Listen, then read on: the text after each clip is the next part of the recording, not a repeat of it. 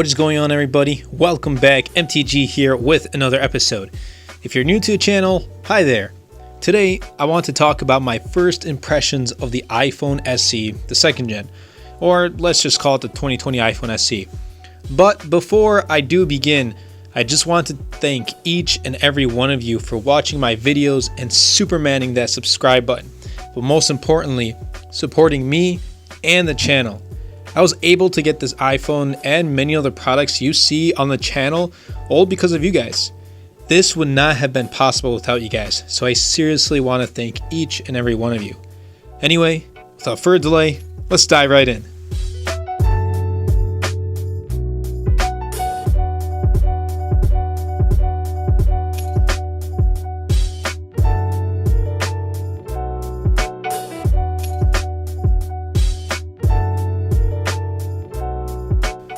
Okay, so design, I'm going to say this. It's the body of the iPhone 8, which was the body of the 7 and 6S and 6. They all resemble each other, but the SE relates to the 8 the most.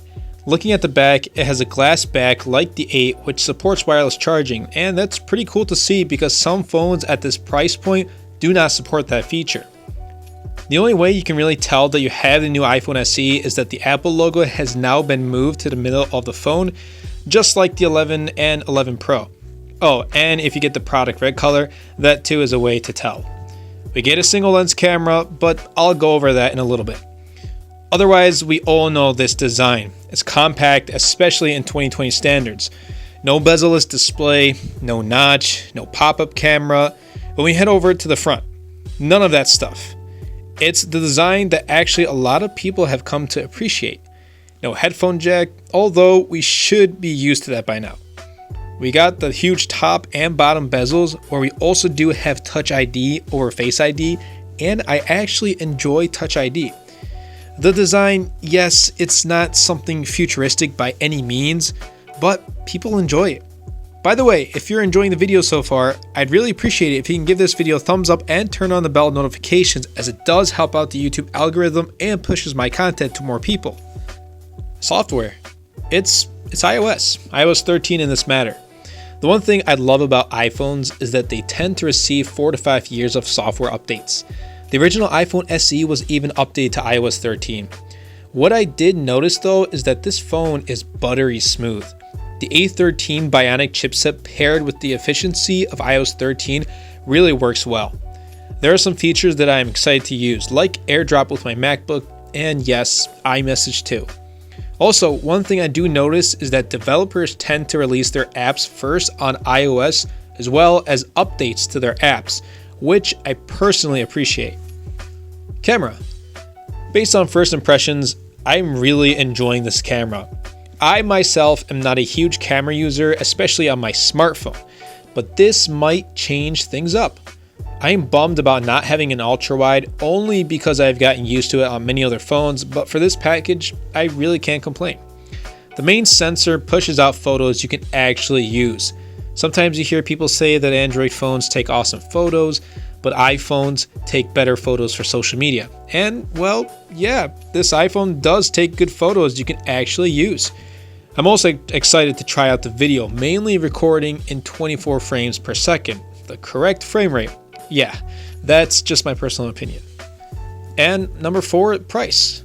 $399, 64 gigs. Yeah, Android has a lot of competition right now. I will definitely go in depth about the pricing of the iPhone SE in my full review, but I can tell you that for $399, this is a perfect iPhone to enter the Apple ecosystem. For an extra $50, you can double the storage. It might be an older design, but I feel like only Apple could pull that off. Anyway, I'll leave the rest for the full review. Apple has done it. A lot of people have been waiting for a refresh of the original iPhone SE. Not only that, but we're seeing prices in phones increase exponentially, and the average consumer is only looking for a phone that can get them throughout the day without dropping $1,000 or even more on a phone. Apple released this at the perfect time as Google is set to unveil their Pixel 4a pretty soon. Yes, it's a recycled design, but honestly, that's okay. Some might disagree with me, and that's perfectly fine. Just know that the 2020 iPhone SE is going to sell like hotcakes. And that pretty much wraps up this video.